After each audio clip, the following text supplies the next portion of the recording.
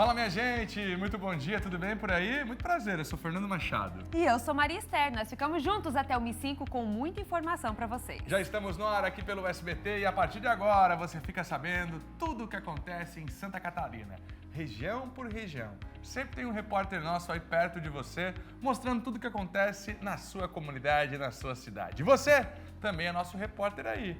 Tem um problema para resolver? Fica à vontade, manda pra cá que a gente resolve. É o SCC Comunidade.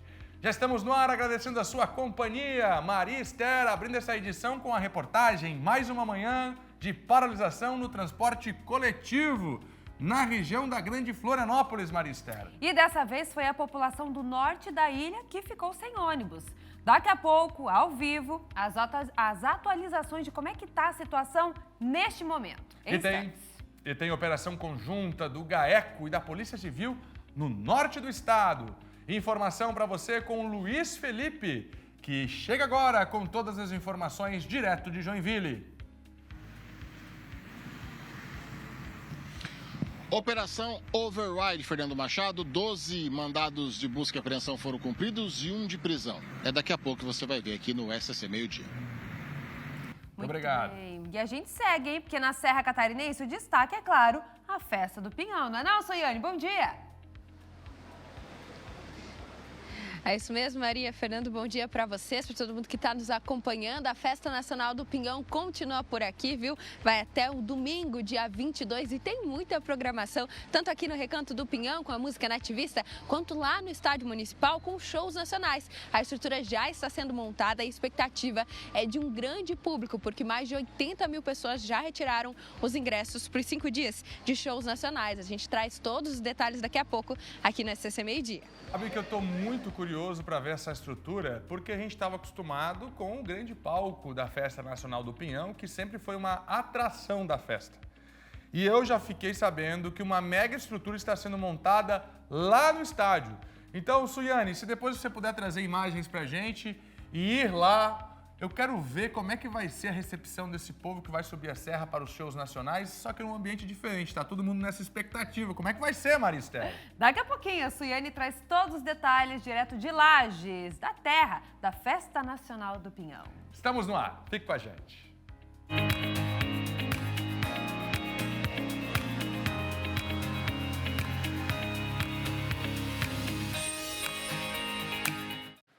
Atenção, minha gente, estamos chegando. Muito bom dia, muito obrigado pela companhia. Vem junto, Cris, pode chegar junto comigo aqui. O Cris está comigo na câmera 1, sempre o sucesso do SBT, a partir das lentes do Cris e do meu amigo Ramon Kaminski. Cadê o Ramon? Oh, o Ramon Kaminski está aqui também, essa turma boa que vai, junto comigo com a Maria, levar até você as informações aqui do nosso estado. Lembrando, o nosso esporte é mais cedo, hein? Por volta de meio-dia e 5, Angélica Varaschini chega por aqui, conversei com ela agora na redação. Fernando, o esporte hoje está imperdível, tem Flamengo, tem Chapecoense, o pessoal não pode perder. Então fica ligado que a Angélica vai mostrar os detalhes desses jogos no SCC Esporte, por volta de meio-dia e 5. Eu vou atualizar o caso do garoto Arthur. Esse caso que ganha grande repercussão em Santa Catarina é o caso do garoto de 21 anos que acabou sendo assassinado na Grande Florianópolis por conta de dívidas de jogos. Aqui está a foto do garoto, o Arthur Grison, 21 anos de idade, que foi morto. Novas informações foram reveladas pela Polícia Civil acerca deste caso. O que se investiga agora é o seguinte: Arthur teria emprestado um dinheiro para um suposto amigo. E foi justamente este dinheiro o motivo para a morte do garoto. Além disso, esse dinheiro emprestado pelo Arthur para um falso amigo teria sido a motivação para criar essa emboscada, já que Arthur, durante o final de semana, recebeu um chamado desse jovem a quem ele tinha emprestado dinheiro. Era uma emboscada. Arthur, vou te pagar. O dinheiro está comigo. Na verdade, o que o grupo criminoso queria era extrair ainda mais dinheiro do Arthur e da família do Arthur. A polícia revelou que a família chegou a depositar R$12 mil, sem falar das compras que foram feitas no cartão do próprio Arthur. 21 anos de idade, uma investigação que avança na Polícia Civil e a família agora, os amigos, os colegas, cobram justiça em nome do Arthur. Por isso, eu preciso abrir essa edição atualizando para você, polícia avançando na investigação, já prendeu todos os envolvidos no exato dia do crime, na região da Grande Florianópolis. O garoto foi levado até Santa Amaro da Imperatriz, onde foi executado. Agora a polícia avança na investigação para saber se outros envolvidos e também se líderes criminosos estariam envolvidos, já que, segundo a Polícia Civil, trata-se de um crime de assassinato com participação de agiotagem e dívida de jogo. Lamentável essa condição, essa realidade, a realidade de muitos jovens do Brasil que estão viciados em jogos. O Arthur teria emprestado dinheiro para um viciado, não recebeu e acabou perdendo a vida. O ambiente que esses jovens estão inseridos quando o assunto são jogos, quando o assunto é o jogo de azar. Atualizações no caso do Arthur para você aqui no início do nosso meio-dia. Vamos embora! Atenção, eu quero chamar você para conversar comigo ao longo do nosso meio-dia desta terça-feira. Deixa a sua opinião aqui no nosso WhatsApp. E mais do que isso, Fernando, tem um problema aqui na minha cidade que ninguém resolve. Entra prefeito, sai prefeito, ninguém resolve. Chegou a hora de você reclamar. O WhatsApp na tela é o SCC Comunidade. Fernando, mas que problema? Meu amigo, está faltando calçada na tua rua? É um problema de mobilidade. Não tem médico? Um problema de saúde. Falta professor? A escolinha não tem estrutura? Reclama. Você está pagando teu imposto, você tem direito de receber. Manda aqui que eu envio uma equipe até você. Vamos resolver juntos. Bora no nosso SCC Comunidade. Abre o tempo lá fora, deixa eu ver como é que está a imagem desta terça-feira em Santa Catarina, agora 11 da manhã, 28 minutos. Bem-vindo, você que está chegando aqui no SBT, você que está ligando a sua TV agora, acompanhando as notícias de Santa Catarina. Esse é o nosso meio-dia com você aqui no SBT. Aí está a primeira cidade, Morro Grande, 23 graus de temperatura. Olha aí, ó, que imagem bonita, tem um sol vazando no meio das nuvens. Quero ver quem chega para mostrar agora novas imagens. É a cidade de Correia Pinto, apresentando suas belezas do interior catarinense para toda Santa Catarina. Correia Pinto na sua tela, 20 graus por lá. Correia Pinto tá quente, hein? Para ser perto da serra aí, para ser na serra, tá quente, ô Maristel. 20 graus de temperatura. Quem mais? Aí está Florianópolis. É um tempo mais fechado, ventando na capital. Não tá um dia bonito, mas também não tá um dia marrento. Florianópolis, 22 graus de temperatura para você. Tem novidade para o empreendedorismo aqui de Santa Catarina. Um novo centro administrativo da Cressol foi inaugurado ontem em Águas Mornas, trazendo mais possibilidades aqui para o nosso estado. Eu mostro para você agora, pode rodar. Presente em 19 estados brasileiros e com mais de 1 milhão de cooperados, agora a Cressol tem um centro administrativo em Águas Mornas, na Grande Florianópolis. A escolha pelo município vem da origem agrícola da cooperativa. Para manter a essência do qual a nossa cooperativa nasceu. Ela nasceu aqui, foi estruturada pelos agricultores e aí a essência cooperativista, nós acreditamos que ela esteja por aqui. Hoje podem fazer parte negócios de todos os ramos que tiverem interesse em receber o suporte dado por uma cooperativa, seja do campo ou da cidade. Nós estamos no estado mais cooperativista do Brasil. Santa Catarina carrega essa marca e a Cressol participa disso. Então, na medida que nós estamos evoluindo, ampliando a nossa participação do ponto de vista de número de cooperados, no volume de negócios e também na estrutura física, seguramente é uma maneira que nós temos de mostrar para a comunidade todos os benefícios, tudo aquilo que nós entregamos para a comunidade. Ter um centro administrativo, ter pessoas que daqui dão todo o suporte e apoio, faz com que as pessoas que estão no relacionamento lá nas agências fiquem muito mais próximo dos seus cooperados, mais junto da comunidade. Na região do Vale Europeu, que compreende os estados de Santa Catarina e Rio de Janeiro, são mais de 43 mil cooperados, com 49 agências de relacionamento. A presença de um centro administrativo faz com que o suporte dado aos cooperados seja muito mais próximo e direcionado, já que as sedes podem se concentrar na conexão com as demandas da região. Toda a estrutura de negócios daqui vai ter um suporte muito bom, tanto na operação, para poder atuar junto às agências que a gente tem nas localidades aqui da nossa Cressol Vale Europeu. Atenção, eu tenho informações com relação à obra de continuidade da beira-mar do continente. A aprovação do financiamento, exatamente. O produtor Luciano Almeida, aqui do SCC, apurou as informações. Daqui a pouco a gente mostra tudo para você. Quem está sonhando com essa nova rodovia, que na verdade, gente, será um novo acesso, né? Da ilha de Santa Catarina, capital Florianópolis, com a BR-101. Uma alternativa justamente à Via Expressa, a BR-282.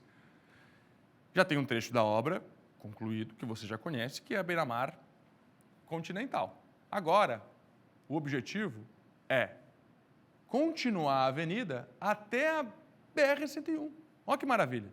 Seria o quê? Uma nova avenida de acesso a Florianópolis, passando pela região de Barreiros. Claro que vai valorizar muito a região. É um trabalho conjunto entre as duas cidades, São José e Florianópolis. Agora, uma nova etapa. E a etapa mais importante, liberação do dinheiro. Daqui a pouco tudo para você. Vem comigo, uma organização criminosa está sendo investigada em 2 operações que estão acontecendo em Santa Catarina. O Luiz Felipe Melo está apurando agora as últimas informações com a polícia e já eu mostro tudo para vocês. Olha, os servidores públicos municipais de São José... Deixa eu mudar de assunto aqui, pessoal. Uma nova paralisação do transporte coletivo gerou caos e novamente deixou a população sem ônibus em Florianópolis. O Jean Ferreira está comigo e tem todos os detalhes dessa informação. Mandamos o Jean Ferreira lá para o centro de Florianópolis, ele girou pela região central, acompanhando a movimentação dos ônibus agora pela manhã. No entanto, o que chamou a atenção do Jean foi a região norte de Florianópolis. Por isso, eu vou conversar com ele agora. Tá comigo, tá ao vivo. Jean, vamos bater um papo aqui, eu e você, cara. Me conta como é que você encontrou o serviço público hoje pela manhã. Eu sei que você passou por diversos pontos para fazer essa fiscalização. O que você encontrou? Qual é o sentimento das pessoas? O que você viu? E nesse momento, atualiza pra gente como é que tá o serviço, Jean. Tem alguma preocupação pro período da tarde, para quem vai voltar para casa? Bem-vindo, Jean. Bom dia. Bom dia, Fernando. Tudo bem? Bom dia para quem assiste o SCC SBT. É isso mesmo. Greve, mais uma paralisação, na verdade, né? Aí nesse estado de greve dos ônibus da capital. Pegou os moradores do norte da ilha de surpresa dessa vez. A gente acompanhou ontem já no sul da ilha, né? Algumas linhas do transporte público. Hoje, no norte da ilha, a empresa Transol e Canasvieiras anunciaram a paralisação logo no comecinho da manhã e pegou muita gente de surpresa. Gente indo para o trabalho, gente com consulta agendada, né? O nosso produtor, Luciano Almeida, inclusive teve alguns flagrantes ali no comecinho da manhã, ainda não tinha nem amanhecido direito, e gente já esperando, muita gente esperando na parada de ônibus. Inclusive, outro ponto que foi afetado foi o trânsito na IC-401, que já é bastante complicado, ficou ainda pior na manhã dessa terça-feira, sentido centro, por conta da falta de ônibus e todo mundo, então, vindo de carro, pegando carona, né? Então o trânsito ficou complicado. Você vai conferir agora alguns flagrantes da manhã dos moradores, né? Preocupados, sem ônibus e sem saber o que fazer ainda no comecinho da manhã. Confere só. Muita gente aguardando o ônibus que não chega, não saiu da garagem, greve de novo no norte da ilha. Ontem foi no sul, hoje é no norte. Bom dia, senhora, tudo bem? Sou do SBT, a senhora está esperando o ônibus, como é que é o nome da senhora? Sim, Márcia. Dona Márcia, a senhora vai para onde? Beira-Mar.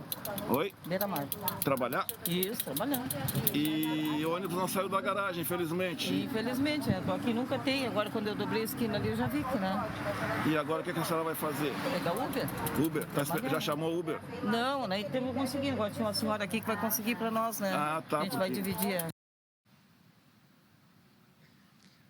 Essa é a situação complicada para os moradores que dependem do transporte público aqui na capital. O estado de greve continua. A gente conversou, inclusive, com o sindicato, né? O sindicato do transporte público, que informou que as paralisações podem continuar. Mas antes de a gente falar sobre isso, como o Fernando falou, eu tive no norte da ilha e a gente conversou com passageiros que ficaram esperando por horas na frente do terminal de integração de Canasvieiras. Passageiros que não sabiam quando voltaria o ônibus. Alguns perderam o trabalho, não tinham como comunicar que queriam se atrasar. Outros com consulta agendada há meses, esperando uma consulta no outro lado da ilha, no sul da ilha, no multi-hospital, também não tiveram o que fazer. Você vai conferir agora. Estou desde as 5 da manhã aqui. Desde as 5 da manhã esperando e é só esperando, né?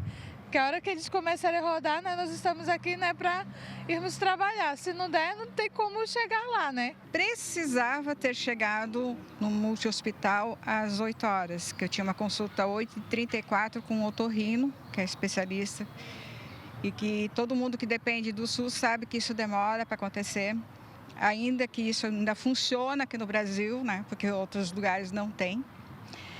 Mas agora eu vou entrar para a fila de novo, né? Vou ter que tentar reagendar outra vez a consulta, esperar mais um pouco e seja o que Deus quiser, né?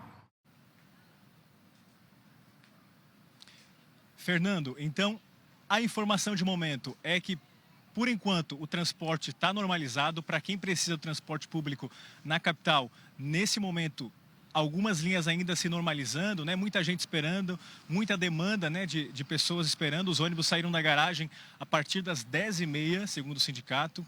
10h30 foram liberadas as linhas. Então, aos poucos está voltando ao normal para quem precisa do transporte público.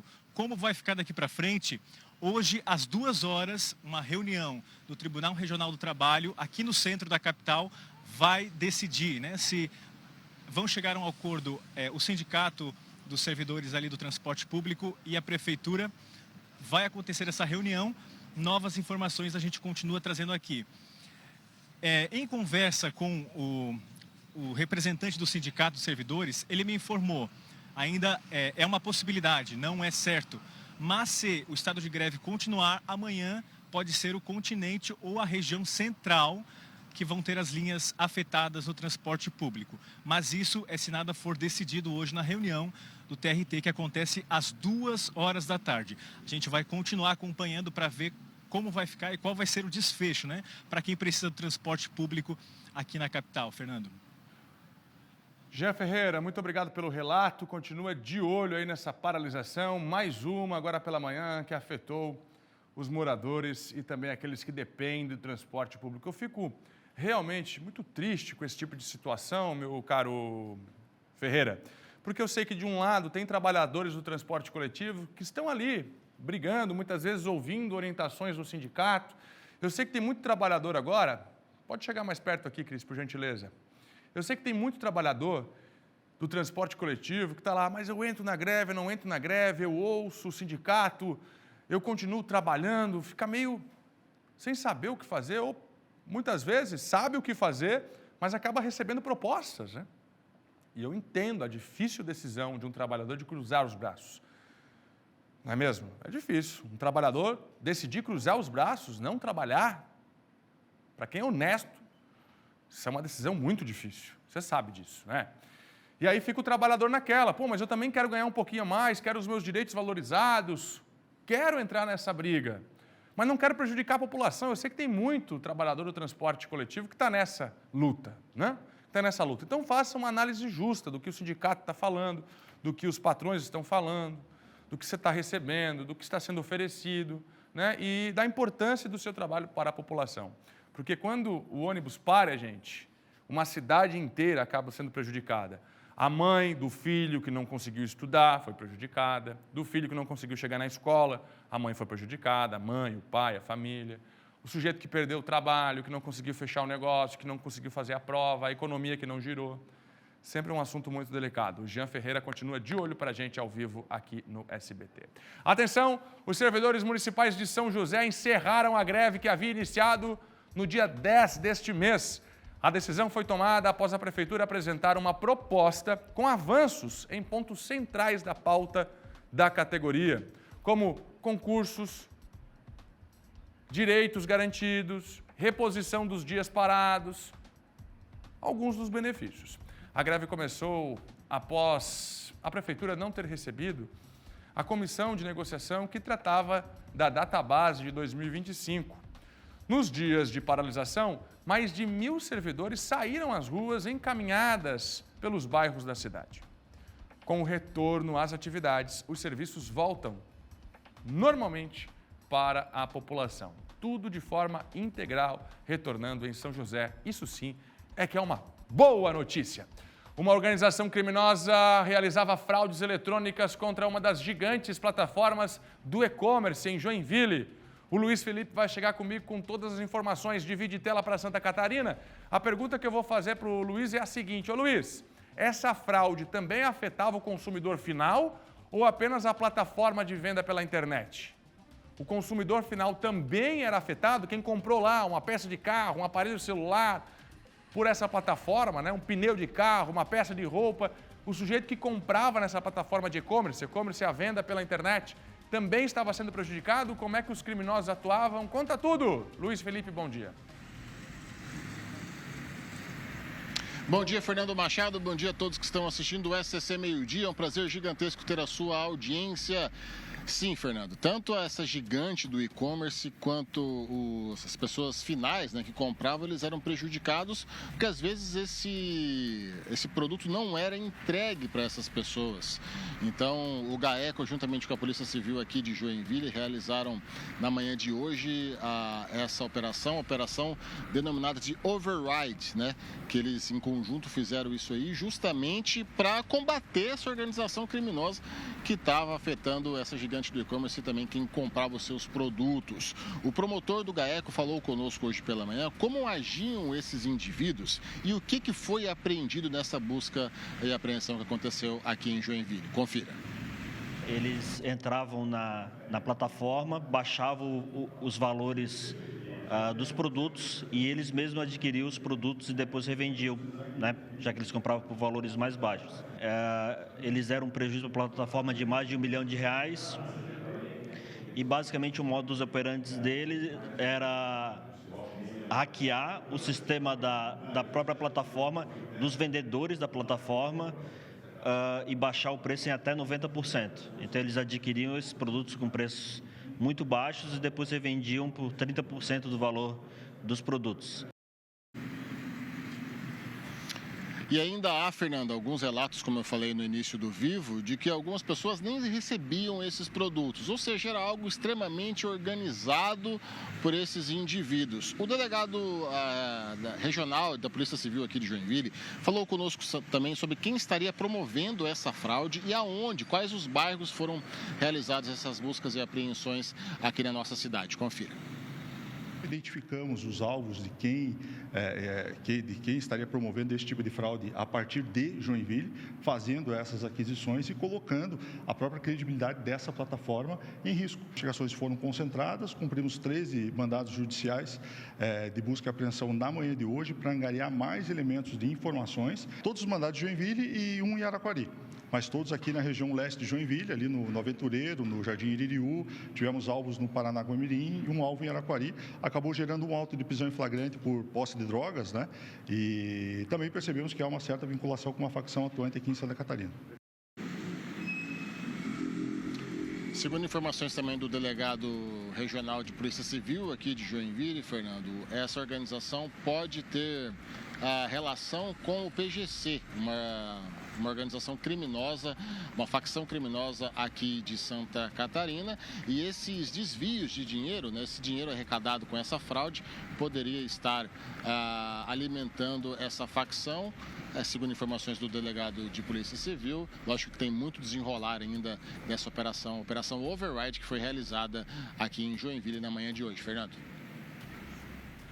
Uma das operações, Luiz, continua comigo aqui rapidinho. Deixa eu atualizar para o pessoal de casa uma outra operação que está combatendo casos de violência doméstica na região norte, ou seja, homens que estão agredindo familiares, companheiras, agora na mira da polícia aí na região norte. Até o momento, qual é o saldo dessa operação, hein, Luiz? Pois é, Fernando, a Polícia Civil realizou 3 mandados de busca e apreensão relacionados a crime de violência doméstica e familiar contra a mulher aqui em nossa cidade. Segundo informações da Polícia Civil, as investigações revelaram que os autores, eles ameaçaram divulgar imagens e vídeos íntimos dessas mulheres e faziam essas violências domésticas. Durante essa operação foram apreendidos celulares e um videogame, dispositivos onde se pode conter essas provas desses vídeos íntimos que estariam sendo usados contra essas mulheres. A Polícia Civil reforça o compromisso de proteção contra as mulheres. Qualquer denúncia, faça qualquer tipo de reclamação que você tiver, de violência que você estiver sofrendo, você pode estar contando com a Polícia Civil, principalmente a Polícia Civil da Mulher aqui de Joinville, Fernando Machado. Muito obrigado, Luiz. Informação importante, combate à violência doméstica na região norte. Luiz Felipe Melo, senhores, está lá no norte, está em Joinville com as informações ao vivo. Deixa eu seguir por aqui. Se eu falar a frase, comércio ilegal de, você vai falar droga, armas, né? Agora de pescados é a primeira vez que eu vejo. Operação para combater o comércio ilegal de pescados na região de Itajaí. Operação realizada agora pela manhã pela Polícia Federal. Vamos para lá? Cris Pinheiro comigo e todos os detalhes ao vivo. Comércio ilegal de pescados é a primeira vez que eu vejo, dona Cris. O que está acontecendo aí? Estão pegando o nosso peixe e mandando de forma clandestina para outras regiões? Cuidado com o nosso peixe, cuidado com o nosso peixe. Vamos lá, Cris, explica pra gente o que está acontecendo de errado aí para a Polícia Federal ter que investigar. Bom dia. Bom dia, Fernando. Você que nos acompanha aqui no SCC Meio Dia, a Operação Miraculum Piscis, que é a multiplicação de peixes, Fernando, só que de forma errada. Está sendo realizada durante todo o dia, viu, Fernando? Começou hoje pela manhã, mas segue durante todo o dia. Está sendo realizada pela Polícia Federal em 7 estados brasileiros, que são Paraná, Rio Grande do Sul, São Paulo, Rio de Janeiro, Goiás, Bahia e, claro, como você falou, Santa Catarina. Estão sendo cumpridos 44 mandados de busca e apreensão em residências e empresas de 21 municípios. Aqui em Santa Catarina, Fernando, a operação acontece nas cidades de Penha, Itajaí, Navegantes, Barra Velha, Balneário Pissarras, Itapema, Gaspar e também em São José. São 26 mandados de busca e apreensão só aqui em Santa Catarina. De acordo com a Polícia Federal, a ação está sendo realizada em conjunto com o Ministério da Agricultura, IBAMA e também com a Receita Federal. O objetivo é desarticular uma organização criminosa envolvida na falsificação de selos de inspeção sanitária e na comercialização irregular de pescados. O delegado da Polícia Federal é quem nos dá mais detalhes. Vamos acompanhar. Começaram a ser investigadas várias pessoas físicas e jurídicas que negociavam, notas fiscais falsas, selos falsificados de CIF e comercializavam entre as empresas e vendiam pescados com essas notas falsas e selos também, falsos para outros estados do Brasil. Então foi verificado que havia uma cadeia ali de algumas empresas noteiras, que se diz, que usam notas falsas para essa comercialização ilegal, fora da atividade de fiscalização, em empresas que são empresas de fachada, muitas vezes de fachada, de fundo de quintal, e que acabam prejudicando as empresas que trabalham corretamente na área de comercialização de pescados. Olha, Fernando, e com o aprofundamento das investigações, as equipes encontraram alterações nos produtos como adição de água, substituição de espécies de pescados, então preste atenção no pescado que você está comprando, principalmente quando vem embalado, já fechado, uso de espécies proibidas ou capturadas em período de defeso, além da comercialização de produtos sem a devida autorização dos órgãos competentes. Os crimes que estão sendo investigados, Fernando: associação criminosa, falsificação de selo público, falsidade ideológica, uso de documento falso, adulteração de alimentos e crimes ambientais contra a ordem tributária e contrabando. A operação, como eu falei, segue durante o dia e só no final do dia é que a polícia deve fazer um balanço geral dessa operação. Volto contigo, Fernando. Muito bom, Cris. Obrigado pela apuração, tudo bem explicadinho. Você já pensou, Cris, qual é o peixe mais nobre, assim? Me diz um peixe nobre que você gosta de comer na sua casa aí, hã? Um linguado é um peixe nobre? Linguado é peixe nobre? Não. Um salmão é peixe nobre, hein? Já pensou? Tu compra um salmão, né? Vou comprar um salmãozinho e tal, vou fazer um salmãozinho. Aí chega lá, é outro peixe, pô, é um bagre. Já pensou? Um bagre com colorante para ficar laranja. Que isso? Estão fraudando os peixes. É cada um, o povo é criativo. Se usasse essa criatividade para trabalhar, meu amigo, ficava todo mundo rico. Né? Mas não, os caras usam para roubar, aí fica todo mundo preso. Aí não dá. Olha só um ajustezinho de ponteiro, hein? Pô, tira a criatividade daqui, bota a criatividade ali, pum, estourou. Não, o sujeito quer ficar roubando, inventando crime, inventando golpe, e aí dá nisso. Cris, obrigado, hein? Agora tem que certificar. Na hora que você chegar o peixe, tem que pegar o peixe. É tu que é tu mesmo, não? Porque estão fraudando os peixes agora. É cada uma que eu vou te falar, né? Ó. Cada uma que eu vou te falar. Atenção, porque a Polícia Civil fez uma operação para combater fraudes em postos de combustíveis em 5 cidades de Santa Catarina. 5 cidades de Santa Catarina. Cris, chega junto, Cris. Vem junto. Vem junto que nós vamos direto para Criciúma, onde está a Emanuela Justino com todas as informações ao vivo. Está na nossa Centenário. Alô, Criciúma, nossa Avenida Centenário ao fundo. Vamos lá. O que a fiscalização encontrou? Alguma irregularidade? O que os postos estariam fazendo de errado? Emanuela Justino, conta para nós, Emanuela. Bom dia. Oi, Fernando. Bom dia para você, para quem está acompanhando a gente aqui no SCC Meio-Dia. Essa operação aconteceu em 5 cidades aqui de Santa Catarina, 2 cidades aqui no sul, Içara, Laguna, também em Florianópolis, Penha e Porto Belo. Foi uma operação em conjunto da Polícia Civil com o Inmetro e também a ANP, que é a Agência Nacional do Petróleo. Essa operação, na verdade, acontece para prevenir, né, para fiscalizar os postos de combustíveis em relação às irregularidades, para proteger realmente o consumidor. Então, o que ficou constatado, segundo foi divulgado, né? Eles fiscalizaram 21 bombas no total, né? Bombas medidoras.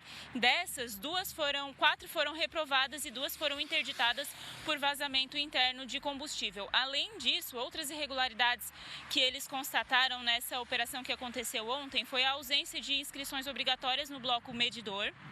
Também alguns dígitos danificados ali onde mostra a quantidade do combustível e também o valor. Sistema de desligamento automático superior a 60 segundos em algumas bombas e também uma bomba que não mantinha indicação de abastecimento por 5 minutos depois do desligamento da energia, né? Além disso, o Inmetro também acabou autuando 2 postos por violação de bomba de 6 bicos, ou seja, né, aquilo que permitia o acesso aos componentes internos ali da bomba tinha uma alteração, então 2 postos de gasolina, né, postos de combustíveis foram autuados nessa operação. Além disso, também, eles apuraram irregularidades no termodensímetro nas bombas de etanol de alguns postos nessas cidades aqui em Santa Catarina. Como falei, foi uma operação em conjunto que eles fazem, né? Então, Polícia Civil, Inmetro e a ANP, para justamente proteger o cliente contra fraudes, por exemplo, ali na quantidade do combustível, do valor do combustível e até mesmo questões fiscais destes postos. Então, segundo foi divulgado também, né, o objetivo foi esse, que eles fazem regularmente. Também foi constatado um posto que fazia a cobrança não emitia notas fiscais, fazia a cobrança com aquelas maquininhas de cartões, mas em nome de pessoa física, ou seja, tinha ali uma sonegação, também foi autuado pela Secretaria da Fazenda, e outras irregularidades foram também constatadas nessa operação que aconteceu em 5 cidades, reforçando 2 aqui do sul do estado, e a gente segue acompanhando, né? Principalmente essas questões de alteração na bomba, saída de combustível, números apagados, que acaba realmente pode trazer prejuízo aí para o cliente final ali na hora de colocar o combustível na bomba, né? Na hora de abastecer o automóvel. Volto contigo aí no estúdio. Muito obrigado, viu? Fiscalização nos postos de combustíveis da região sul. Obrigado, Manu. Maria Esther chegando com outras notícias. No SCC Esporte de hoje, a vitória da Chapecoense contra a Ferroviária. Com o resultado, a Chape sobe na tabela de classificação e está de olho no G4. E claro, também tudo sobre o Flamengo, que venceu na estreia do Mundial de Clubes. Já no SCC Esporte com Angélica Varaschini. Mas agora a gente segue falando de outras notícias aqui do nosso estado.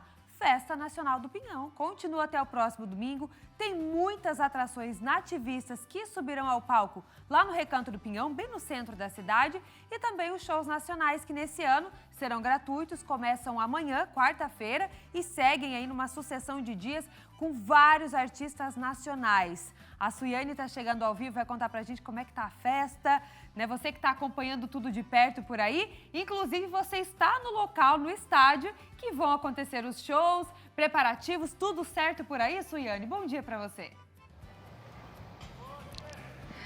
É isso mesmo, Maria. Bom dia. Os preparativos a todo vapor aqui no Estádio Municipal Vidal Ramos Júnior, que nesse ano recebe os shows nacionais da Festa Nacional do Pinhão. Serão 5 dias, começando amanhã, já com Guilherme Benuto. Na quinta-feira, feriado de Corpus Christi, tem o show de Fernando e Sorocaba. Na sexta-feira, Das Aranha e Onda Astral. Já no sábado, Yasmin Santos. E fecha a programação no domingo, show de Corpo e Alma. A expectativa é de um grande número de pessoas de Lages, região e até mesmo turistas de fora de diversos estados do país. Isso porque mais de 80 mil ingressos já foram emitidos para esses shows nacionais.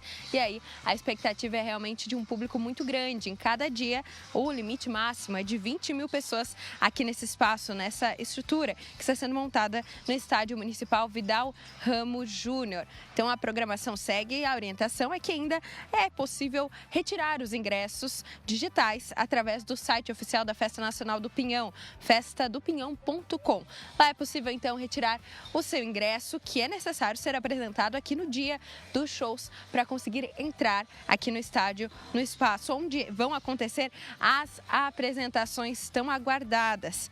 Além disso, é possível retirar também presencialmente lá no calçadão da Praça João Costa. Além da programação por aqui, é claro, segue a programação lá no centro da cidade. A montagem aqui a todo vapor, enquanto os preparativos aqui acontecem para os shows que começam amanhã à noite. A gente tem programação lá no Recanto do Pinhão, que agora a gente confere na tela. Hoje, terça-feira, às 3 horas da tarde, já se apresenta Bruno Antunes.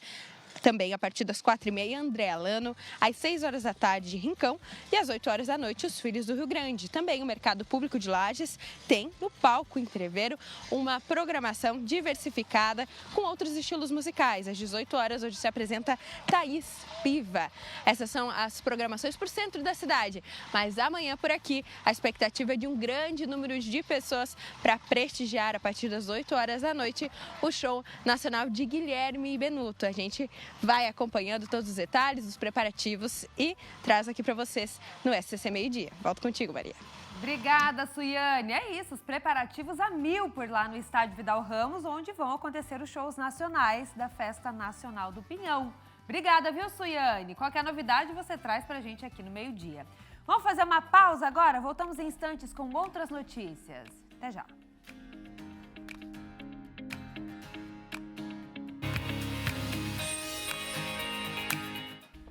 Estamos de volta com o SCC Meio Dia. O assunto agora é a Oktoberfest 2025. Junho, Maria Esther. Fernando, já dá para comprar ingresso, Fernando? Então vamos falar de Oktoberfest, Maria Esther. Então já estamos atrasados, Maria Esther. Há menos de 4 meses, 4 meses, para o início da festa, foram definidos e divulgados os preços dos ingressos para esse ano. Tô curioso, será que ficou mais caro? Hein, PC? Conta pra gente ao vivo aqui na tela do SBT.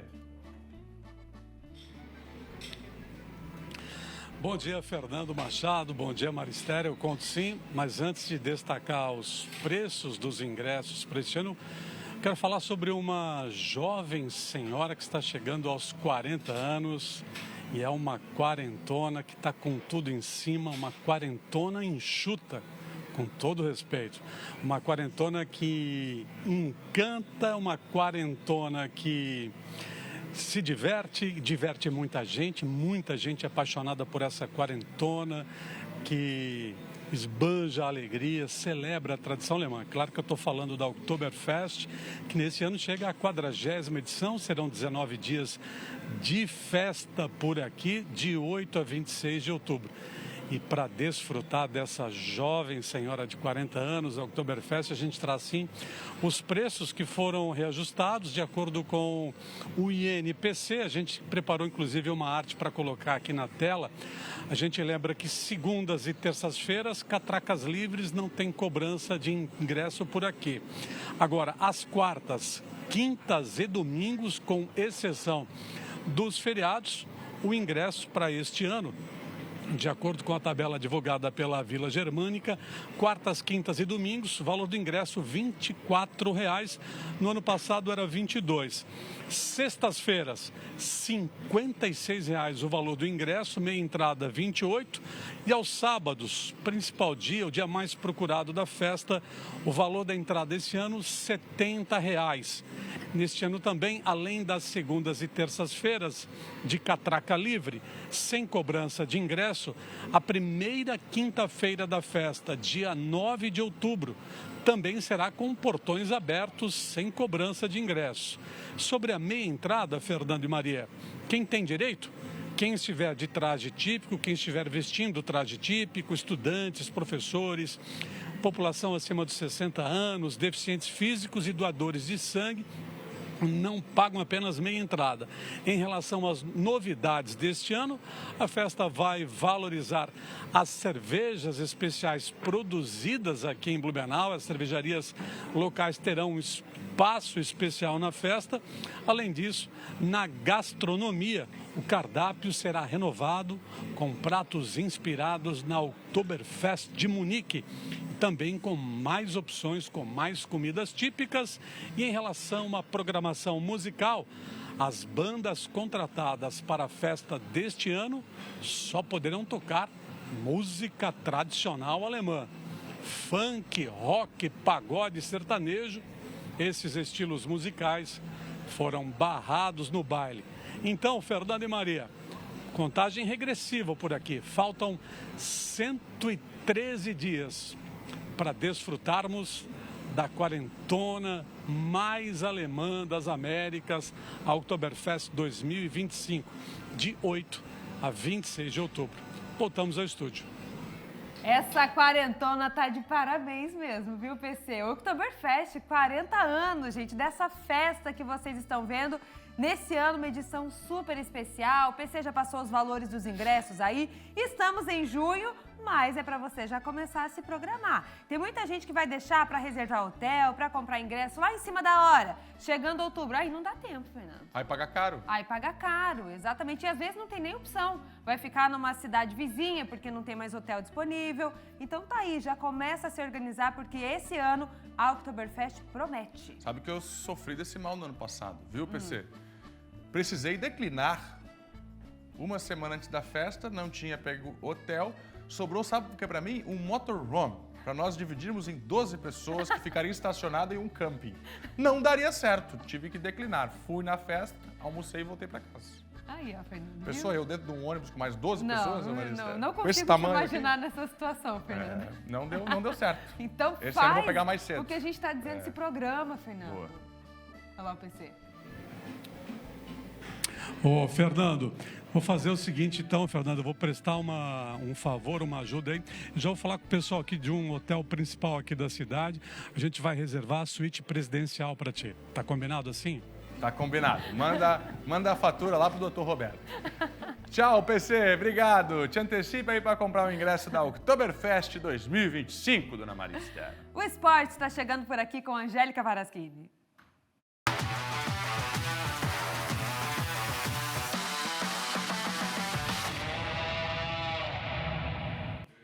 Olá para você que está em casa, bora falar de esportes aqui no SCC Meio-Dia de hoje, porque agora é real, é oficial. Itajaí é confirmada como sede de 2 novas edições da mais tradicional regata de volta ao mundo.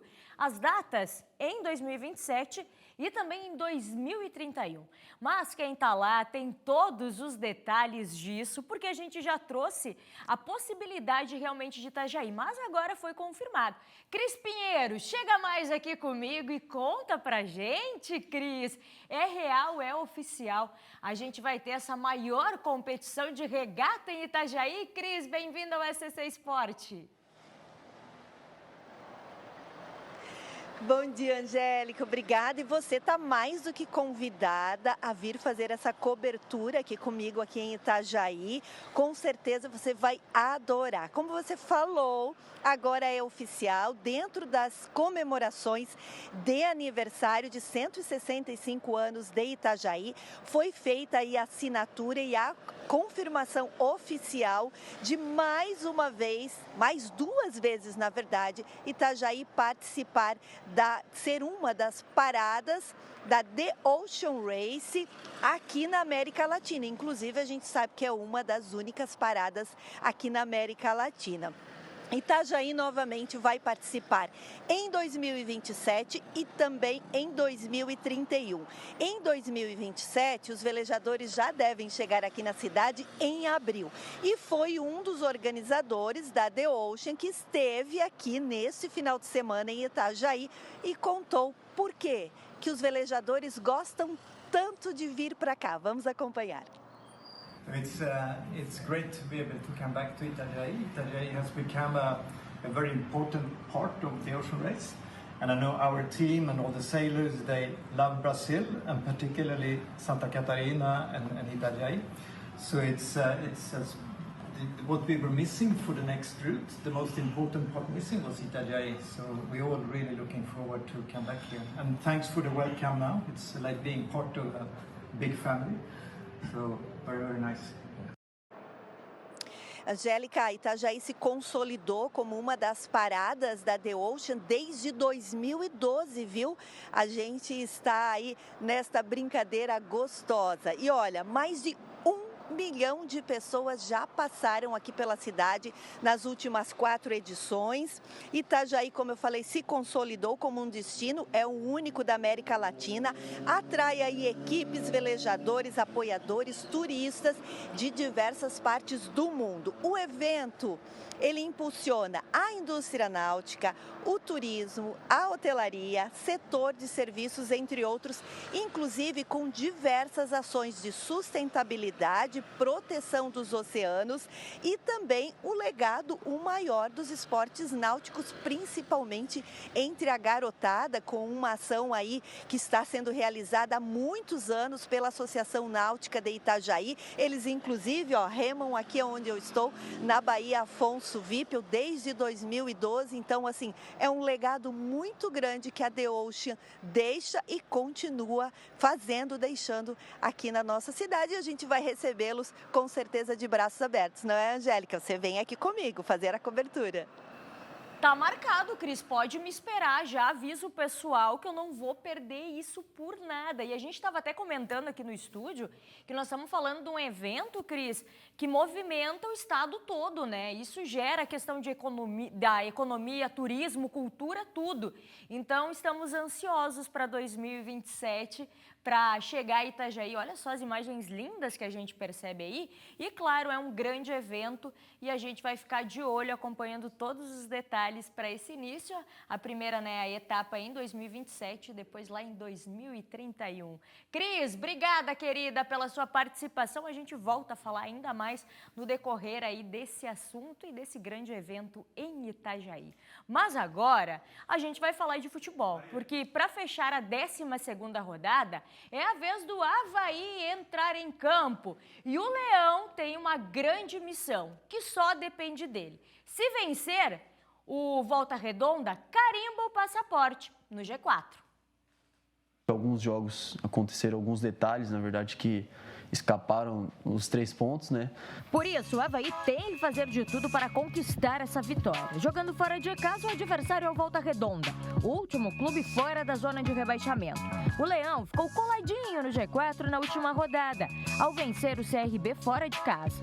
Os resultados paralelos ainda ajudaram a equipe de Jair Ventura, que para voltar a fazer parte da zona de classificação, só depende de si. E nessa campanha que a gente tem jogos fora de casa difíceis, assim como esse do Volta Redonda vai ser um jogo bem difícil. É uma equipe que vem se demonstrando com um bom jogo, uma boa tática. Então a gente já vem trabalhando o jogo deles, a gente já vem estudando eles, a gente sabe também da importância de vencer fora. Andrei vem sendo peça importante no jogo de Jair Ventura. Oriundo da base do Leão, tem como posição de origem meio atacante, mas vem sendo muito bem utilizado na lateral esquerda e fazendo bonito. Mesmo com a volta de Mário Sérgio, Andrei deve permanecer na titularidade. Acho que a gente tem que ir evoluindo com o futebol, a gente tem que se desenvolvendo também. E essa situação de fazer mais de uma posição, acho que no futebol é de extrema importância, então estou feliz, sei de todos os meus valores, então independente se eu estiver jogando no meio, se eu estiver de lateral, na ponta, onde for, estou aqui para ajudar o clube. O que se espera é um bom desempenho fora de casa, já que o time não vem com uma boa atuação como visitante. Dos 5 jogos que fez até agora, conseguiu 5 dos 15 pontos disputados, um aproveitamento de 33,33%. Com 19 pontos, o Avaí está na 7ª colocação, a 2 pontos do CRB e Curitiba, 3º e 4º colocados. Uma vitória dará 4 posições na tabela. Volta Redonda e Avaí entram em campo hoje, às 7h30 da noite, no Raulino de Oliveira. E a gente vai estar aqui na torcida pelo Avaí. Pensa, gente, vitória lá no G4, aí pode ter um pouquinho mais de tranquilidade e é isso que a gente espera, porque o Avaí fecha a rodada. E hoje também tem estreia do Fluminense, que joga contra o Borussia Dortmund, da Alemanha, pelo Grupo F. Vamos torcer para mais uma vitória dos brasileiros no Mundial de Clubes. E falando nisso, gente, olha só. A gente resolveu fazer um desafio muito importante, já que a gente está agora na fase da inteligência artificial, que vem ajudando muito e é utilizada muito para coisas boas, né? Mas também, né, tem que cuidar para o que é utilizada. Então, a gente resolveu desafiar a inteligência artificial, a IA, e o nosso comentarista, Mauro Betting, para saber aí, quem que passa de fase no Mundial de Clubes? Será que quem leva a melhor, a IA ou o Mauro Betting? Olha só. Chat, tem um desafio para você. Ótimo, adoro um desafio. Quero que diga para mim quem serão os classificados dos grupos da Copa do Mundo de Clubes. Está preparado? Chupa chat GPT. Quando quiser. Grupo A, Al-Ahly, Inter Miami, Palmeiras e Porto. Quem serão os 2 classificados e por quê? Palmeiras e Porto devem passar. Palmeiras é um time encaixado, competitivo e acostumado com jogos grandes. O Porto tem tradição europeia, elenco experiente e sabe jogar torneios assim. O Al-Ahly é competitivo, mas deve sentir o nível. Já o Inter Miami tem Messi, mas falta conjunto e ritmo para bater de frente. Não é o grupo da morte, mas é o mais equilibrado. Não tem nenhum time fraco, mais ou menos o mesmo nível, mas o Palmeiras chega melhor. Porto não está bem, Inter Miami tem chance de passar, tá? Fica entre Porto e Inter Miami, mas é o Palmeiras em primeiro e o Porto em segundo colocado. Mas bem ali no pau a pau, no saldo, passando pelo Inter Miami. Grupo B, Atlético de Madrid, Botafogo, PSG e Seattle Sounders. Quem serão os 2 classificados e por quê? Atlético de Madrid e PSG devem avançar. O Atlético é um time cascudo, forte defensivamente e com elenco rodado em torneios grandes. O PSG, com a conquista da Champions, tem qualidade técnica e deve ir longe. O Botafogo é valente, mas falta casca internacional. O Seattle corre por fora, mas deve sentir o peso dos adversários. Deu muito azar o Botafogo, cara. O PSG hoje é o grande time time da Europa, precisa ver como é que eles vão vir, se dar uma relaxada que seria natural, mas não tem como não imaginar que ele passe PSG em primeiro e Atlético de Madrid em segundo. Grupo D, Chelsea, Esperance e Los Angeles FC. Quem serão os dois classificados e por quê? Flamengo e Chelsea devem passar. O Flamengo tem elenco, entrosamento e jogadores decisivos, além de experiência recente em grandes torneios. O Chelsea, mesmo em reconstrução, ainda tem talento individual para garantir a vaga. Fosse o Leão, fosse o Los Angeles, fosse outro time, não passaria e a Esperança vai ser o primeiro que morre. Desculpa, foi mais forte do que o da Tunísia. Passa Chelsea em primeiro, Flamengo em segundo, mas pau a pau. Grupo F, Borussia, Fluminense, Sundowns e o San Hyundai. Borussia Dortmund e Fluminense devem avançar. O Borussia tem força ofensiva, elenco qualificado e tradição europeia. O Fluminense aposta no toque de bola e na experiência do elenco, com um estilo difícil de marcar. Sundowns e Ulsan são organizados, mas devem sentir o peso técnico e tático dos dois favoritos. Olha, não é um grupo tão fácil quanto parece, mas passa o Borussia Dortmund e o Fluminense em segundo. Se fosse para eu apostar nestes palpites, devo confiar em você ou no Mauro Betting? Se for para prever com coração e vivência de campo, vai com o Mauro. Se quiser uma análise fria, lógica e probabilística, pode confiar em mim. Mas o melhor mesmo é juntar os dois. Futebol é razão e paixão. Não tenha dúvida, Mauro Betting. E aí, façam suas apostas. Será que Mauro Betting é melhor que a IA nos conselhos sobre o Mundial de Clubes da FIFA? Que ele manda bem nos comentários, a gente já sabe. Agora, o SCC Esporte vai ficando por aqui. Amanhã a gente volta com muito mais informações. Agora, Fernando Machado e Maria Esther seguem na companhia de vocês aqui no SCC Meio Dia. Legal, Angélica Varaschini com o esporte. Olha só. A tão esperada beira-mar de Barreiros, São José, na Grande Florianópolis, está cada vez mais perto de sair do papel. Hoje pela manhã, agora há pouco, informação quentinha para você de casa, ao vivo aqui no SBT, teve decisão em Brasília. Decisão importante que envolve o dinheiro, faz-me rir, o cascalho para erguer a obra. Jean Ferreira está comigo na tela de Santa Catarina, chega agora com todas as informações, porque é mais do que uma obra esperada, é um sonho para a Grande Florianópolis e uma futura nova ligação da capital com a BR-101. Jean Ferreira está comigo, diga lá, que novidade é essa, Jean?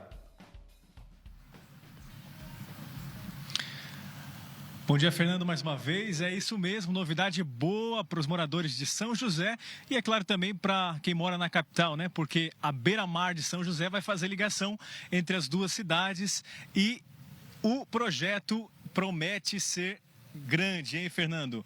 O financiamento, como você falou, foi aprovado hoje. Essa é a novidade, foi aprovado na Comissão de Assuntos Econômicos do Senado Federal, hoje pela manhã. O relator do projeto foi o senador Esperidião Amin e esse projeto foi aprovado, esse financiamento, cerca de 43,200 milhões de reais para a construção da beira-mar aqui. O valor vai vir do fundo da Bacia do Prata. Esse valor vai ser financiado, então, pelo Fundo Internacional da Bacia do Prata e São José vai ser beneficiada, em contrapartida vai entrar com cerca de 10 milhões de reais para a execução do projeto que vai ligar a beira-mar de Florianópolis com a beira-mar de São José. O projeto prevê cerca de 3,7 quilômetros de obras que contam com serviços públicos, né? Área de lazer, equipamentos para a comunidade, a área também da tubulação, né? A pluvial. E, além disso, Fernando, a obra vai contar com a ligação, né, entre, como você falou, Florianópolis e São José e o acesso mais rápido para o sentido norte da BR-101. Vai ajudar a desafogar o trânsito, que é complicado aqui na nossa saída, né, da capital. Para quem passa por ali sabe bem, trânsito complicado na saída da capital para entrar em São José, para acessar os outros municípios aqui da Grande Florianópolis. Então agora vai ser desafogado. O Esperidião Amin, senador Esperidião Amin, que foi o relator desse projeto, ele falou um pouquinho sobre isso, porque agora esse projeto foi aprovado pela Comissão de Assuntos Econômicos e segue para ser agora analisado em audiência no Senado Federal. Ele pediu regime de urgência para ser aprovado ainda hoje. Confere só o que o senador Espiridião Amin falou sobre o assunto. É o aval da União para este empréstimo. E não é uma avenida, é a saída para o norte, pelo litoral de Santa Catarina, do trânsito da Grande Florianópolis. Digamos que é a terceira etapa desta ligação continental. A primeira etapa, no município de Florianópolis, também foi financiada pelo Fundo Plata. E entre a primeira obra, que é a Beira-Mar Continental de Florianópolis, cujo financiamento e início da obra foi da prefeita Ângela Min, contou com a contribuição como seu sucessor do ex-senador e nosso amigo Dário Berger, depois do prefeito Jean Loureiro, e agora o município de Florianópolis, sob a administração do prefeito Dopázio Neto, está tomando as providências para cumprir a segunda etapa, que é a etapa subsequente a esta da Beira-Mar Continental. E antecede o objeto deste financiamento, já é no município de São José. Então, como eu falei, São José vai receber esse financiamento de mais de 43 milhões de reais para ser aplicado aqui na execução da obra. A obra vai ter duração de cerca de 2 anos, né, segundo o projeto, e vai contar com cerca de 3,7 quilômetros. Como eu falei antes, estrutura de lazer, ciclovia, área aqui de alimentação, né? Para que isso tudo? Melhorar para a comunidade e também para o comércio, né? Para a economia aqui da região, vai alavancar o turismo aqui de São José e fazer essa ligação entre São José e Florianópolis. Novidade boa e bem aguardada e muito aguardada pelos josefenses, Fernando. Jean, muito obrigado, trazendo as informações para a gente, batendo um papo, conversando com você de casa, explicando tudo. Então é isso, mais uma etapa avançando, agora com a liberação dos recursos. A parte mais importante, né, Ferreira? Não adianta ter projeto, ter sonho, ter planejamento e não ter o dinheiro. Isso é muito importante, nova decisão. E agora mais uma etapa concluída. É só mais uma, gente. A bem da verdade é que a gente ainda está caminhando, não significa que amanhã os trabalhos já iniciam, não. Mas o próprio prefeito Orvino tem defendido, né, aqui no SBT, o próprio prefeito Orvino já falou que quer entregar a obra antes do segundo mandato e a gente está na expectativa. É mais do que uma avenida, gente, é uma nova ligação. Vai continuar a Beira-Mar Continental, imagina só a valorização imobiliária que vai trazer para aquela região e o reforço que vai ser para a Via Expressa, que vai poder canalizar. O motorista que vem da região norte, Balneário, por exemplo, já acessaria Florianópolis antes de chegar na Via Expressa. E quem segue da capital no sentido norte do estado também poderia utilizar essa nova via sem precisar afogar a 282. Estamos na torcida, obra conjunta entre Florianópolis e São José. Obrigado, Jean. Grande Jean Ferreira, parabéns, Jean. Muito bom ter você aqui com a gente ao vivo na tela do SBT. À noite desta terça-feira, não, dessa segunda-feira. Onde foi segunda-feira, Maristel? Já estou lá em quarta, você acredita nisso? Eu tô vendo, Fernando. Calma, a semana está só começando. Então vamos de novo, Maria. A noite desta segunda-feira foi de confraternização lá na Expo Super, que acontece em Balneário Camboriú. Um jantar deu as boas-vindas aos empresários que participaram do evento. Acompanhe. Em evento supermercadista, o tempero ideal está no networking. Até o Bertolazzi aposta nessa receita. Eu adoro, né? Já venho todo ano, porque a gente tem contato com os nossos parceiros, né? Eu tenho restaurante também, então tem hamburgueria aqui em Santa Catarina. Então muitos dos nossos parceiros estão aqui, né, participando, então a oportunidade de estar junto com eles e também a oportunidade de estar junto com o mercado, né? Como obviamente apresentador de televisão também, acabo tendo também inúmeros parceiros que já foram patrocinadores de diversos projetos que eu participei, tanto a nível nacional quanto aqui em Santa Catarina. Ontem à noite foi dia de celebrar mais uma edição da Expo Super, que conta com empresas do setor varejistas do sul do Brasil. Estavam presentes cerca de 1.000 convidados, entre empresários, supermercadistas e autoridades, que reforçam a importância das redes de supermercados para a geração de empregos da região. Este é um evento que representa o Brasil, é onde tem o setor de alimentação, da produção, do agronegócio, é o setor que mais se comenta hoje no mundo. E Camboriú e Balneário Camboriú cedia este evento que tem uma marca registrada de quem produz, de quem gera emprego e quem faz da economia do nosso Brasil ter uma segurança para o futuro. A Expo Super é um momento muito importante para o setor varejista, para a nossa empresa também. A gente traz nossos colaboradores, a nossa liderança, né, para aprender, né, vir aqui, fazer network, como você falou, participar dos painéis, das palestras, né. A CADES tem uma preocupação muito grande em trazer conteúdos relevantes, conteúdos atualizados, novas tecnologias, tudo que está acontecendo no mundo varejista, supermercadista, se encontra na Expo Super. A cereja do bolo da Expo Super é a feira, que conta com mais de 300 empresas. Até quarta-feira são esperadas mais de 23 mil pessoas. É um momento para lançamentos exclusivos, apresentação de tecnologias inovadoras, além da qualificação dos profissionais do setor e valorização dos produtos da região. Fortalecer a indústria local ou a indústria catarinense, porque ela tem mais de 300 expositores e a maioria de Santa Catarina, do Paraná e do Rio Grande. Então, movimenta e fortalece muito a indústria local e cada expositor tem a oportunidade de estar mostrando o seu lançamento, tanto de produto como de serviço ou de tecnologias. Então, a feira tem vários propósitos e também ajuda muito no network, troca de ideias. É um orgulho enorme, a nossa feira de Santa Catarina vem crescendo ano a ano. Hoje nós temos uma fila de espera de mais de 120 fornecedores querendo participar. Então é um momento de prestígio para o setor, onde os grandes fornecedores vêm, os fornecedores regionais também e os supermercadistas do estado todo estão aqui também. Então é um momento de encontro muito importante. A Expo Super é uma vitrine imperdível. A Aurora Coop, com toda a sua linha de produtos, mais de 850 itens, predominantemente de proteína animal, derivado do suíno, do frango, do lácteos, do peixe, das massas.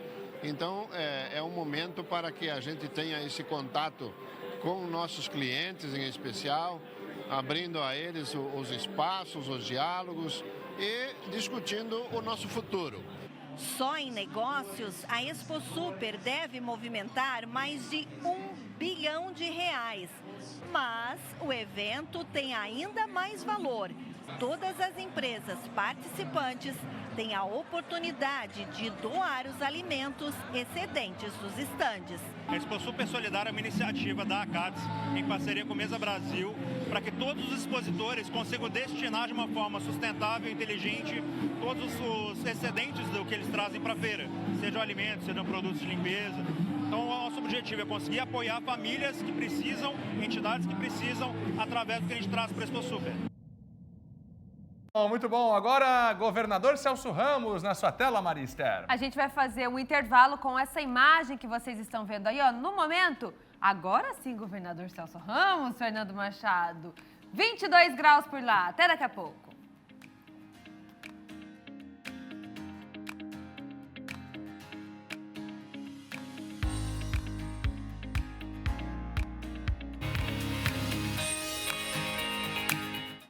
Estamos de volta com o SCC Meio Dia. Fernando Machado está chegando agora para trazer um assunto sobre Roberto Azevedo e comentário político, né, Fernando? Vamos lá, dona Maria. Em instantes, aqui no nosso Meio Dia, o Roberto Azevedo vai chegar para analisar a primeira pesquisa eleitoral ao governo do estado, eleições que acontecerão no ano que vem. Você vai entender como foi a participação nessa pesquisa, o resultado dessa pesquisa, tanto para o governador Jorginho Melo, quanto para os outros pré-candidatos que já colocam um nome à disposição. Roberto preparou uma análise para a gente em instantes aqui no nosso meio-dia. Já. Aqui você vê as informações da política sempre atualizadas por Roberto Azevedo no scc10.com.br. E você confere agora outros destaques desta terça-feira aqui no Portal da Notícia em Santa Catarina. Homem morre e outros 2 ficam feridos em queda de elevador em Santa Catarina. Informação que o SCC-10 destaca neste momento. Um homem morreu e outros 2 ficaram gravemente feridos em uma queda de elevador no bairro Matinho, na cidade de Xanxerê, no oeste do estado. Investigação para um acidente de trabalho. scc10.com.br. Vamos seguir porque vem chegando a previsão do tempo.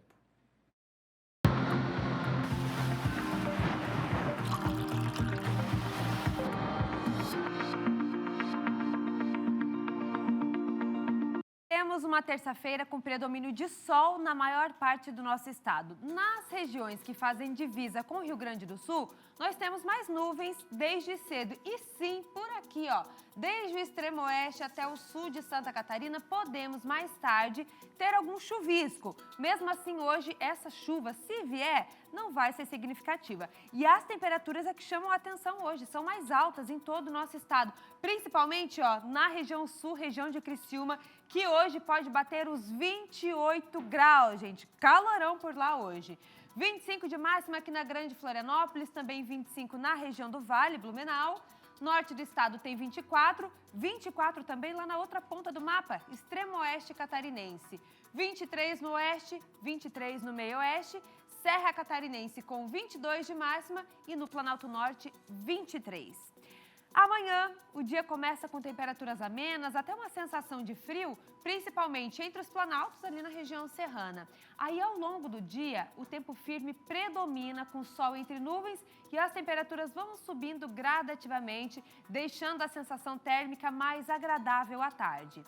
E aí, no decorrer da noite, a frente fria avança em direção a Santa Catarina e aumenta as condições para temporais isolados nas regiões do Grande Oeste e também nas áreas que fazem divisa com o Rio Grande do Sul. Então, para amanhã, a gente deve ter essa mudança no tempo e chuva nessas regiões ali que vão desde o sul catarinense até o oeste. Olha só, Joinville, 24 graus de máxima amanhã, ainda esquenta. Blumenau também tem 24 graus nos termômetros. Floripa, nessa quarta, chega aos 23. Chapecó, 22, podendo ter essa chuvinha. Assim como Criciúma. Hoje tem 28 de máxima por lá. Amanhã não passa de 21, então já tem queda nas temperaturas também. Lages, amanhã, mínima de 13 e máxima de 20 graus. Previsão do tempo para vocês aqui no meio-dia. Fernando Machado está chegando com Roberto Azevedo por aqui. Muito bom, Maria. Obrigado. Mais uma vez, confirmando o nosso horário, 20 para 1 da tarde. É o horário da política aqui no SBT. Já está com a gente Roberto Azevedo. Santa Catarina em 3 frentes. Na Ásia, na Europa, tudo atrás de investimentos. Este é um dos assuntos do Roberto Azevedo de hoje. Oi, Roberto. Bom dia. Bom dia, Fernando. Boa tarde para você que nos assiste. Olha, se a gente olhar hoje o mapa mundo, temos missões de Santa Catarina governamentais na Espanha e em Portugal, na Europa, na Península Ibérica, e temos também na Ásia, no Japão e na China. Vamos dar uma olhadinha? O governador está no Japão. Ontem visitou a província de Aomori, que é, digamos assim, parceira de Santa Catarina. É a província irmã. Deu muita força para o estado de Santa Catarina, por exemplo, naquelas enchentes gravíssimas de 1983 e 1984, que foram avassaladoras, 75% do território de Santa Catarina ficaram debaixo d'água, literalmente. E os japoneses ajudaram e muito.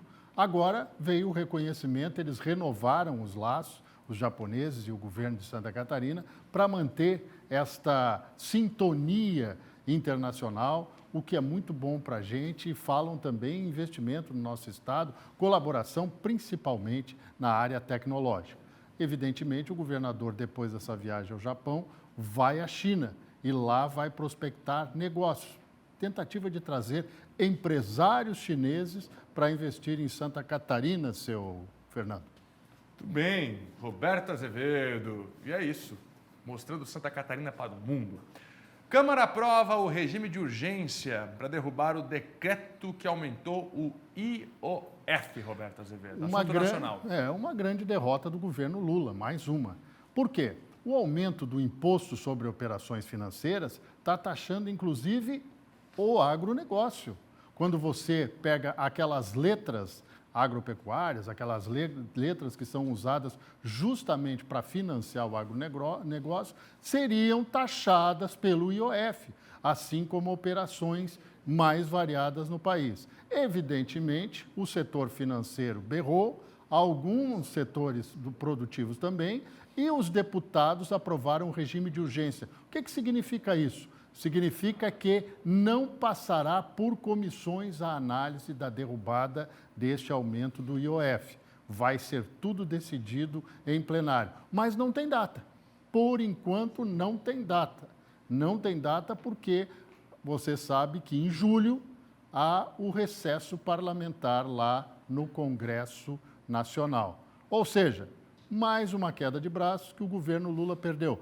Fernando, muitos partidos aliados do governo votaram contra e aprovaram o regime de urgência para discutir o IOF. Uma enfraquecida no governo, hein, Roberto? Já a pesquisa aqui em Santa Catarina para o governo do estado. Vamos fechar com esse assunto, segura mais um pouquinho, porque agora a gente precisa atualizar, mais importante, como é que está a vice-prefeita de Florianópolis, que continua, ou pelo menos continuava até as últimas horas, em um bunker lá em Israel, Roberto Azevedo. Pois bem, a notícia de agora de manhã, já às 6 horas na nossa frente, então lá são quase 7 horas da noite, é de que está sendo idealizado um plano para que tanto Mariane Matos, vice-prefeita de Florianópolis e secretária de Segurança, que aparece aí nas imagens, quanto o Paulo Rigo, que é o secretário de Joinville, que aparece aí também na imagem, deixem Israel em direção ou à Jordânia ou a possibilidade de irem até a ilha de Chipre, que fica no mar Mediterrâneo, para saírem da área de conflito. Evidentemente que o governo de Israel diz que mantém a segurança, que garante a segurança deles enquanto eles estiverem em território israelense, como é a obrigação de qualquer nação. O problema é que os embates estão ficando cada vez mais violentos, seu Fernando. Hoje, o Irã admitiu que usou um míssil de última geração pela primeira vez contra Israel, mais potente. Ou seja, não há indício nenhum de que esse conflito, que para mim já é uma guerra, seja pelo menos concluído em breve.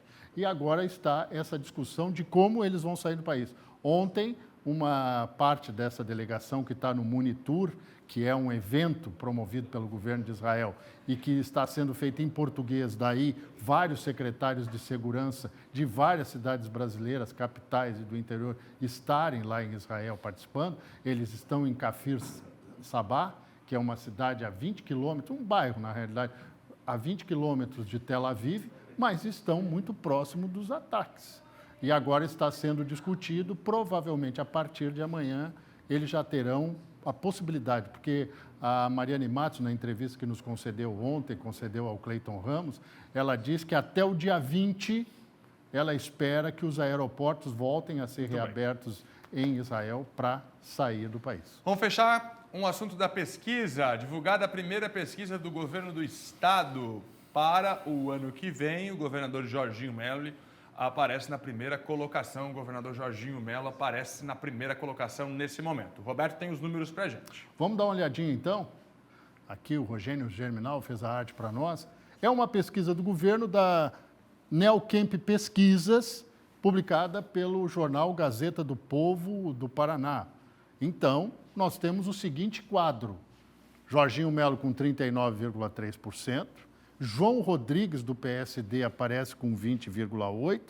Jorginho está bem na frente, tem quase o dobro dos votos do segundo adversário, mas tem motivos para João Rodrigues comemorar. Ele não tem a caneta na mão, ele não é o governador do estado, está colocando o nome à disposição e já aparece nessa projeção. Me chamou a atenção isso aqui, Décio Lima, do PT, com 12,2% dos votos. E aí fica aquela pergunta. Numa eventual disputa em que a polarização deve ser entre os dois candidatos da direita, confirmados, para onde iriam os votos que estão sendo dados para Décio Lima? Aqui, para mim, fundamenta, no mínimo, a possibilidade dele concorrer ao Senado. Antídio Lunelli, do MDB, aqui está faltando um E, com 3,2%, quer dizer, pode ter jogo para ele, mas olha só o dado interessante.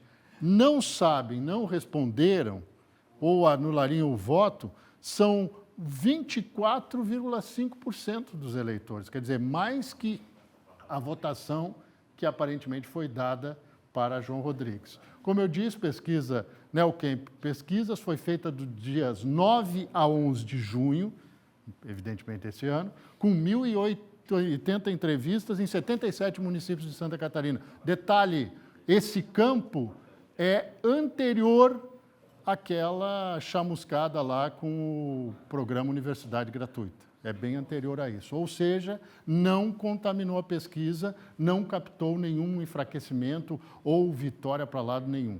É uma pesquisa bastante interessante, mas lembro para vocês, falta um ano para as convenções.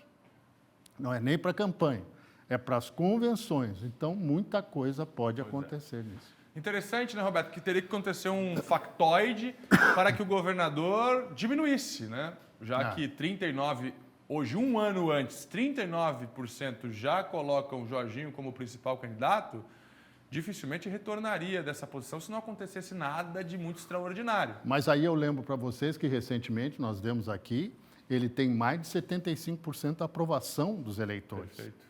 Uma pesquisa feita pelo Paraná Pesquisas, que é um instituto que tem credibilidade e robustez. Ou seja, aqui não está traduzida esta preferência, essa avaliação positiva 70%. Do governo.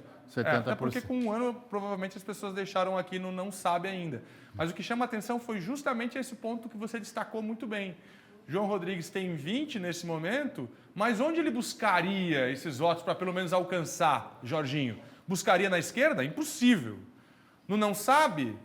Mas esses não sabem vão se dividir ainda entre as outras candidaturas. Mas aí eu digo para você o seguinte, nesta configuração, teríamos segundo turno.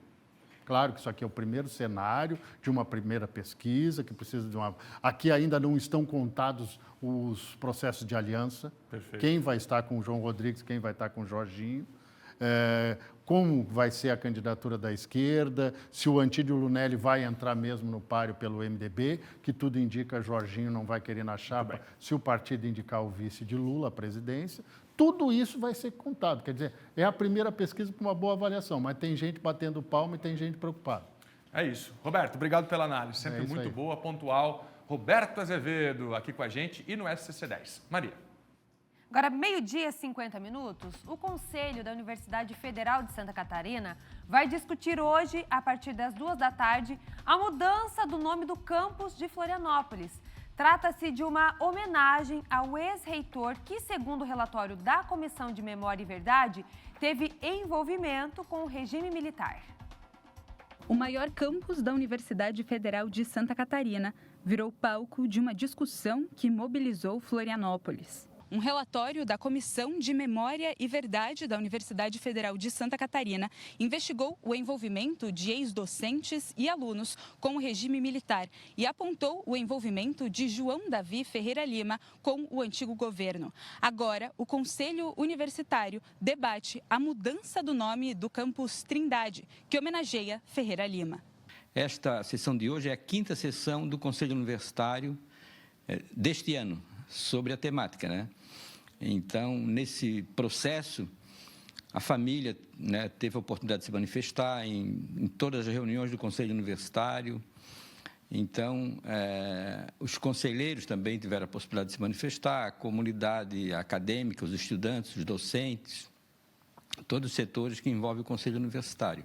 O Diretório Central dos Estudantes defende a retirada da homenagem como forma de revisitar o passado da universidade. Então, a retirada da homenagem representa para a gente uma reparação histórica, no sentido de poder relembrar também a luta desses estudantes que foram presos dentro da própria universidade. Nós temos o caso, por exemplo, do Gil Braz de Luca, que é um estudante que foi preso panfletando por melhoras no ensino, por melhoras na estrutura do prédio da Faculdade de Direito, e que foi torturado por 15 dias, mas infelizmente não tem a sua memória relembrada. E no sentido da retirada da homenagem, de a gente poder reestabelecer quem a gente quer homenagear dentro da universidade, no sentido também de poder colocar que a universidade, infelizmente, colaborou com muitos dos crimes e das violações de direitos humanos que aconteceram no regime militar. A discussão enfrenta a resistência de alguns setores da sociedade.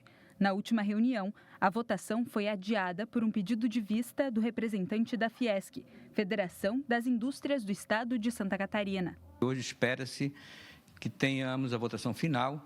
Se ocorrer novo pedido de vistas, a presidência vai negar, porque já teve um pedido de vistas na sessão anterior.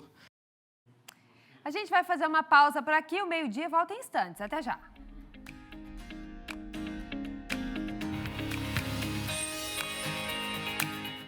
Estamos de volta com o SCC Meio-Dia e atenção, moradores que utilizam a farmácia central de Chapecó.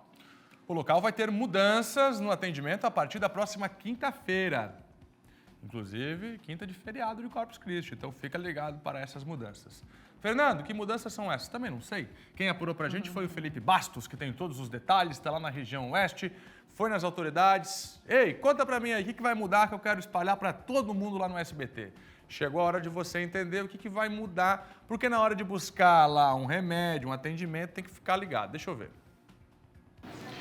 Nesses 4 dias, o atendimento vai ser transferido para a farmácia do Centro de Saúde do bairro Santa Maria, que fica na rua Aquiles Tomazelli, número 850, no bairro Santa Maria. O horário de atendimento vai ser das 4 horas da tarde até as 8 horas da noite.